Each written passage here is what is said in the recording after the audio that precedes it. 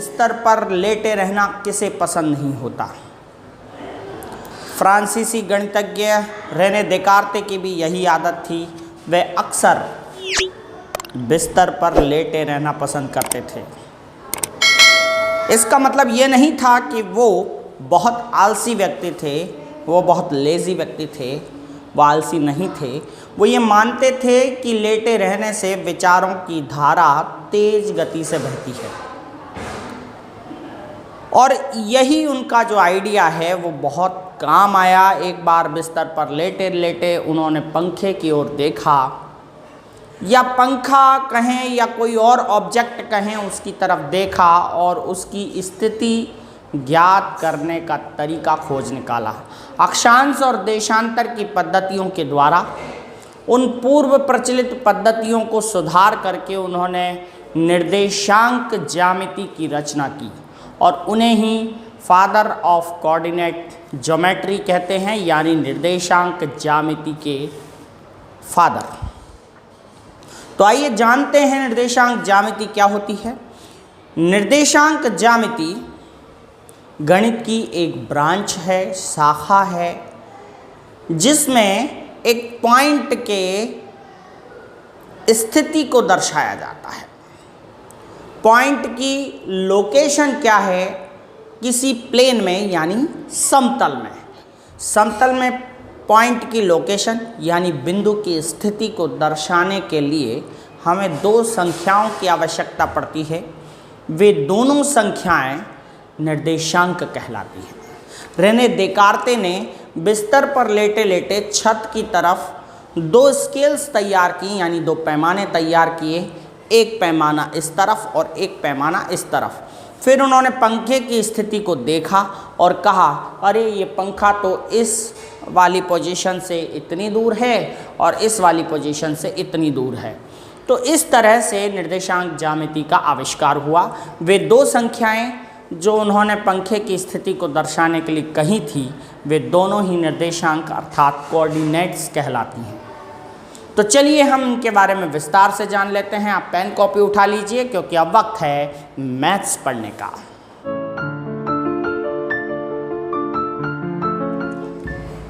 तो रेने देकार्ते जो गणितज्ञ थे, जिनकी बात मैं अभी कह रहा था, उनके बारे में आप ये जान लीजिए कि उन्होंने जब इस निर्देशांक ज्यामिति की रचना की तो उनके सम्मान में इस सारे सिस्टम को, इस सारे तरीके को हम कार्तीय पद्धति के नाम से जानते हैं। अंग्रेजी में हम कहें तो कार्टेशियन सिस्टम के नाम से हम इसको जानते हैं। वैसे गणित की जो मैथमेटिक्स की ब्रांच है वो तो क्या कहलाती है, वो कहलाती है कोऑर्डिनेट ज्योमेट्री। तो कोऑर्डिनेट ज्योमेट्री के बारे में अब हम जान लेते हैं। कोऑर्डिनेट ज्योमेट्री को विकसित किया रेने देकार्ते ने, और रेने देकार्ते के पीछे के शब्द को, यानी उनके नाम के पीछे के शब्द को लिया गया, कार्ते शब्द लिया गया, और उनके सम्मान में इस पूरे सिस्टम को कार्तीय पद्धति कहा गया, यानी कार्टेशियन सिस्टम कहा गया। कैसे उन्होंने विकसित किया, क्या क्या चीज़ें उन्होंने ली, बिंदु की स्थिति को किस तरह से दर्शाया, चलिए हम देखते हैं। सबसे पहले ये जो समतल है, यानी ये बोर्ड जो है हमारा, ये बोर्ड कहलाता है एक समतल। समतल अर्थात प्लेन।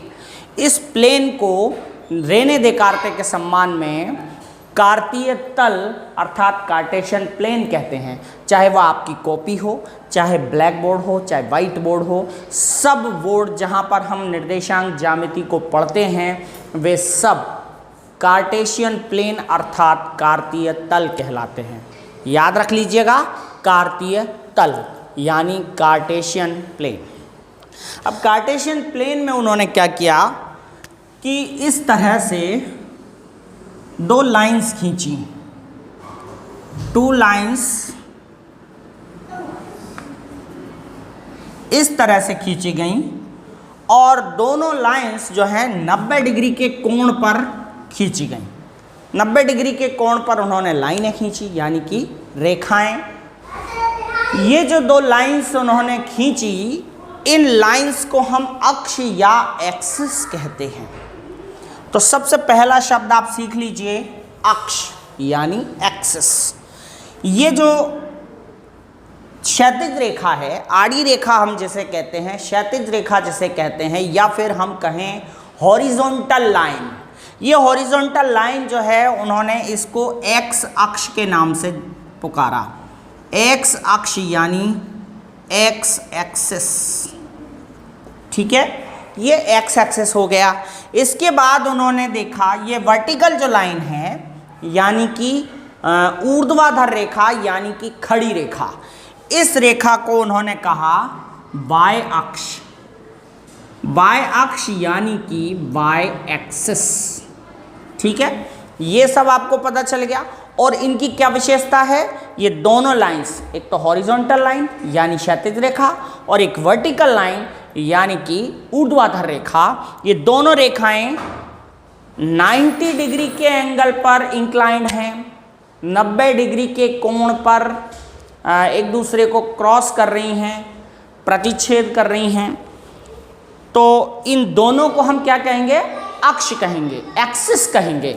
इसके बाद दोनों लाइंस जिस जगह एक दूसरे को क्रॉस कर रही हैं परपेंडिकुलरी यानी लंबवत, ये जो पॉइंट है जिस जगह ये क्रॉस कर रही हैं उसे हम ओ नेम देते हैं और इसे कहते हैं हम हिंदी में मूल बिंदु। मूल बिंदु यानी ओरिजिन, इसका नाम हो गया ओरिजिन। यानी जिस जगह ये दोनों लाइंस क्रॉस करेंगी, परपेंडिकुलरी कर रही हैं क्रॉस, जहाँ पे लंबवत ये क्रॉस कर रही हैं वो कहलाएगा मूल बिंदु अर्थात ओरिजिन। तो दो बातों के बारे में जान गए हैं आप, ये दोनों एक्सिस हैं, एक एक्स एक्सिस और एक दूसरा वाई एक्सिस, और जो जिस जगह दोनों एक्सिस क्रॉस करते हैं वो कहलाता है मूल बिंदु अर्थात ओरिजिन। इसके बाद आप देखिए ये जो पूरी लाइन है, ये जो आड़ी लाइन है यानी कि एक्स एक्सिस है, इसको हम यहाँ पे इस साइड में यानी RHS की तरफ x कहते हैं, बीच में ये O होता है और इस साइड में ये x डैश होता है। इसके बाद ऊपर चलिए तो ये y होता है, ये O होता है और ये y डैश होता है। इनका क्या आगे उपयोग है, यूज़ है, देखिए OX की तरफ एक एक सेंटीमीटर पर हम पॉजिटिव नंबर्स लिख सकते हैं, 1 2 3, ये स्केल नंबर्स हैं इसके 5। और OY की तरफ ऊपर की तरफ हम पॉजिटिव नंबर्स लिख सकते हैं एक एक सेंटीमीटर पर, इस तरह से लिखे जाएंगे ये। अब बचे दोनों ये वाले भाग, एक ये और एक ये, यानी डैश वाले भाग। OX की तरफ नेगेटिव नंबर्स होंगे तो ये -1, -2, -3 यानी -1, -2, -3, -4 एंड -5, ये हो गए। इसके बाद वाई डैश की तरफ भी माइनस में मार्क्स होंगे, नंबर होंगे 1, -2, -3, -4, -5। इस तरह से इन पे अंकन किया जाता है। अब आगे देखिए, ये जो दो लाइंस हैं यानी दोनों एक्सिस हैं, दोनों अक्ष हैं, इन्होंने इस प्लेन को, इस समतल को 4 भागों में बांटा है। Divides it into 4 parts, 4 part में बांटा है। ये फर्स्ट पार्ट है इसका, ये सेकंड पार्ट है, ये थर्ड पार्ट है, ये फोर्थ पार्ट है। अब इन पार्ट्स का नाम क्या है, इस बात को सुन लीजिए। प्लेन को दोनों एक्सिस 4 पार्ट्स में डिवाइड करते हैं, दोनों अक्ष 4 भागों में बांटते हैं, वह चारों भाग चतुर्थांश अर्थात क्वाड्रेंट कहलाते हैं। इन्हें क्वाड्रेंट कहेंगे हम। तो ये फर्स्ट क्वाड्रेंट हो गया, पहला चतुर्थांश, पहला चतुर्थांश यानी क्वाड्रेंट, ठीक है। ये दूसरा चतुर्थांश हो गया,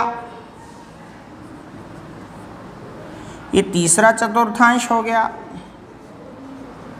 और ये चौथा चतुर्थांश हो गया, फोर्थ क्वाड्रेंट।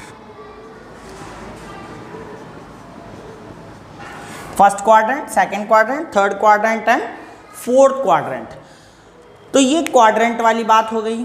चलिए अब हम देख लेते हैं ये जो नंबर्स हैं ना, इनसे ही निर्देशांक प्राप्त करेंगे, यानी कोऑर्डिनेट्स। कोऑर्डिनेट्स क्या होते हैं, मैंने बताया था आपको कि एक बिंदु की, एक पॉइंट की पोजीशन पता करने के लिए जिन दो नंबर्स का हम उपयोग करते हैं उन्हें कोऑर्डिनेट्स कहते हैं, यानी निर्देशांक। अब हम जान लेते हैं निर्देशांक के बारे में। निर्देशांक क्या होता है? निर्देशांक यानी कोऑर्डिनेट्स। कोऑर्डिनेट्स के बारे में जान लेते हैं। देखिए कोऑर्डिनेट्स क्या होता है, मान लीजिए ये चार पार्ट्स हैं, इनमें कहीं भी हमें कोई पॉइंट लोकेट करना है। मान लीजिए यहाँ पे मैं एक पॉइंट को लोकेट कर रहा हूँ, देखिए ये इस पॉइंट को मैंने यहाँ लोकेट कर दिया, इस पॉइंट का नाम है ए। इस पॉइंट की पोजीशन क्या होगी, तो एक्सिस हमें बताएंगे कि इस पॉइंट की पोजीशन क्या है।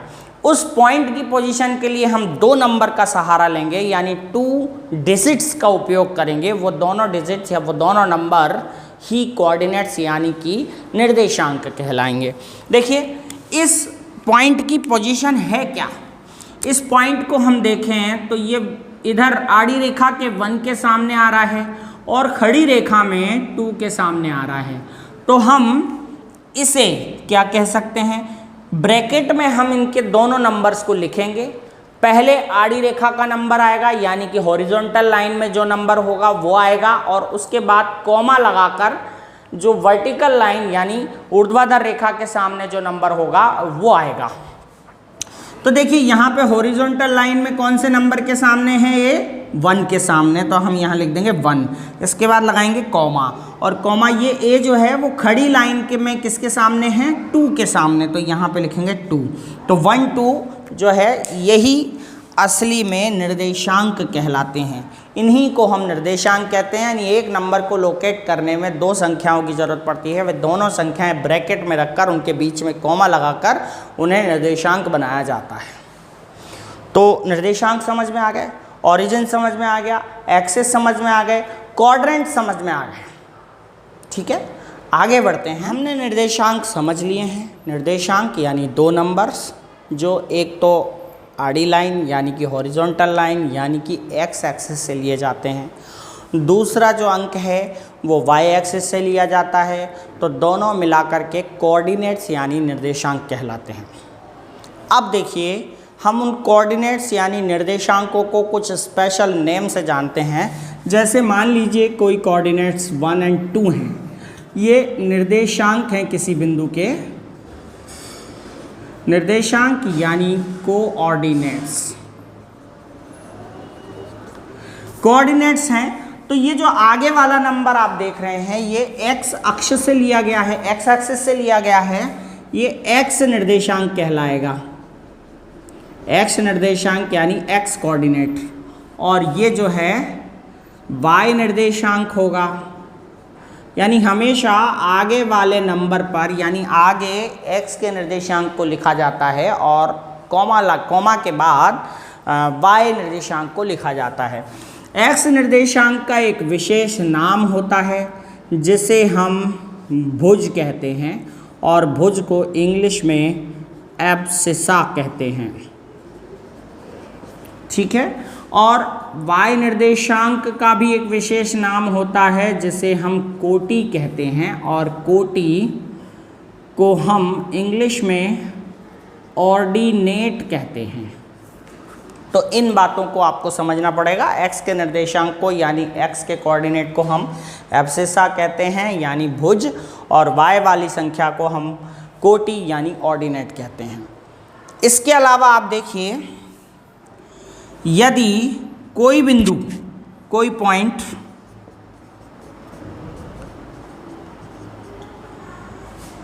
फर्स्ट क्वाड्रेंट में है यानी प्रथम चतुर्थांश में है,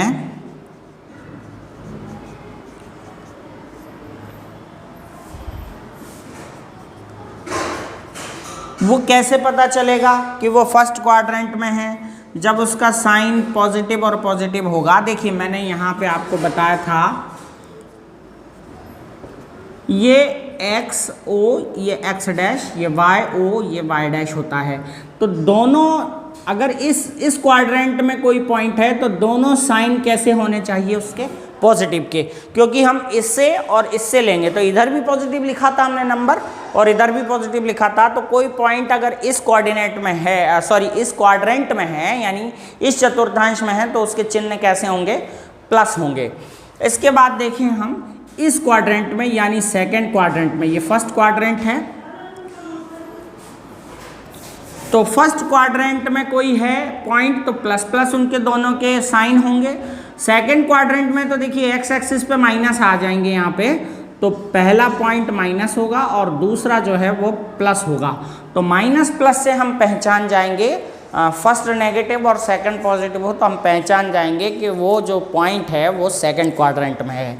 अगर दोनों निर्देशांक ऋणात्मक हैं अर्थात नेगेटिव हैं तो फिर अपन समझेंगे कि यह थर्ड क्वाड्रेंट में है, और अगर पहला निर्देशांक पॉजिटिव है और दूसरा नेगेटिव है तो फिर हम समझेंगे कि ये फोर्थ क्वाड्रेंट में है।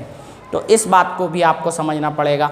और एक चीज़ और है, मैं आपको लिखवा देता हूँ। अगर कोई पॉइंट, भाई कोई पॉइंट इन क्वाड्रेंट के अलावा इन एक्सिस पे भी आ सकता है, तो एक्सिस पे आएगा तो एक्स अक्ष पर स्थित पॉइंट के कोऑर्डिनेट्स का मतलब निर्देशांक। तो एक्स अक्ष पर अगर कोई पॉइंट होगा तो उसके कोऑर्डिनेट्स क्या होंगे? उसके कोऑर्डिनेट्स हमेशा होंगे x0। क्या होंगे? x0। और y एक्सिस पर स्थित पॉइंट के कोऑर्डिनेट्स क्या होंगे? तो वो होंगे, देखिए x का तो हमें पता नहीं कौन सा होगा, माइनस पे होगा या प्लस पे होगा, लेकिन होगा x पे, तो फिर x की वैल्यू हम कह नहीं सकते, इसीलिए हमने उसकी जगह लिख दिया x। और y का हम कह सकते हैं क्योंकि जब x एक्सिस पे होगा तो y के हमेशा 0 के सामने रहेगा, इसीलिए हम उसे कहेंगे x0। इसी तरह से y के निर्देशांक हम कहेंगे 0y, क्योंकि y का हम कह नहीं सकते कि y में किस जगह पर हो, ऊपर हो या नीचे हो, तो y का फिक्स नहीं है, बट y पे फिक्स है तो ये x के 0 के सामने होगा, इसीलिए हम 0y कहेंगे इसे। तो ये दोनों चीज़ें आप नोट कर लीजिए, बारीकी से कभी कभी परीक्षाओं में आती हैं। x अक्ष पर स्थित पॉइंट के निर्देशांक कोऑर्डिनेट्स ऑफ x एक्सिस, तो फिर हम कहेंगे x0, और y के निर्देशांक यानी y एक्सिस के कोऑर्डिनेट्स को कहेंगे हम 0y। ये हमेशा फिक्स रहेंगे। ये हमारी जानकारी वाली वीडियो थी जहां हमने कोऑर्डिनेट्स के समस्त जानकारी जो हमसे बन पड़ा हमने बताई। वीडियो अच्छा लगा हो तो लाइक कीजिएगा। वीडियो में जो भी आपने पढ़ा उन सब को अच्छे से नोट कर लीजिएगा, ये आपके बहुत काम आने वाला है जब भी आप कोऑर्डिनेट ज्योमेट्री के क्वेश्चंस को सॉल्व करेंगे। बहुत बहुत धन्यवाद आपका।